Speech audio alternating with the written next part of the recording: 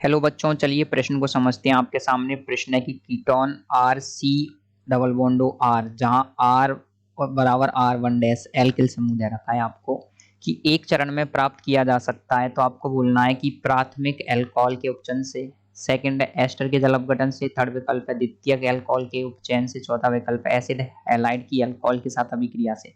तो आपको बताना है कि कीटोन किस अभिक्रिया में एक चरण में प्राप्त किया जा सकता है दिए गए विकल्पों में से। तो दिए गए प्रश्न की जो मुख्य अवधारणा वो ये है कि आपको पता होना चाहिए कि हमको कीटोन किस अभिक्रिया में हमको प्राप्त हो सकता है। तो आपको देखना है कि कीटोन की प्राप्ति किसी अभिक्रिया में एक चरण में हो सकती है। तो आप देखेंगे किस प्रकार से हो सकती है। पहला है कि प्राथमिक एल्कोहल के उपचयन से। तो देखिए प्राथमिक एल्कोहल होता है CH3OH, उपचयन का मतलब होता है ऑक्सीडेशन। तो प्राथमिक एल्कोहल का जब आप ऑक्सीकरण करोगे, देखिए आप इसका ऑक्सीडेशन करोगे तो आपको प्राप्त होता है, सबसे पहले ऑक्सीडेशन करोगे तो आपको प्राप्त हो जाएगा एल्डिहाइड। और अगर आप इसका और आगे ऑक्सीकरण करोगे तो आपको प्राप्त हो जाता है एसिटिक अम्ल, तो CH3C डबल बॉन्ड OH। तो आपको कहीं पर कीटोन प्राप्त हुआ? नहीं हुआ।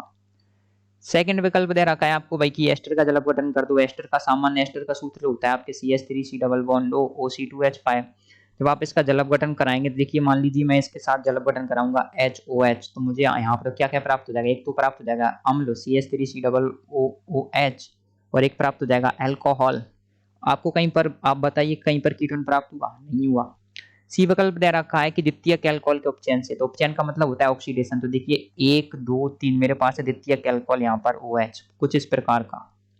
तो अब हम क्या करेंगे, इसका ऑक्सीकरण कराएंगे। तो ऑक्सीकरण कराने पर क्या होता है, देखिए जब आप इसका ऑक्सीडेशन कराते हैं तो क्या हो जाता है, यहाँ पर हाइड्रोजन को हटा देंगे तो ये प्राप्त हो जाएगा आपको CH3C डबल बॉन्ड CH3। तो आपको यहाँ पर एक कीटोन प्राप्त हो रहा है। तो द्वितीयक एल्कोहल का ऑक्सीकरण काय की उपस्थिति में कराते हैं।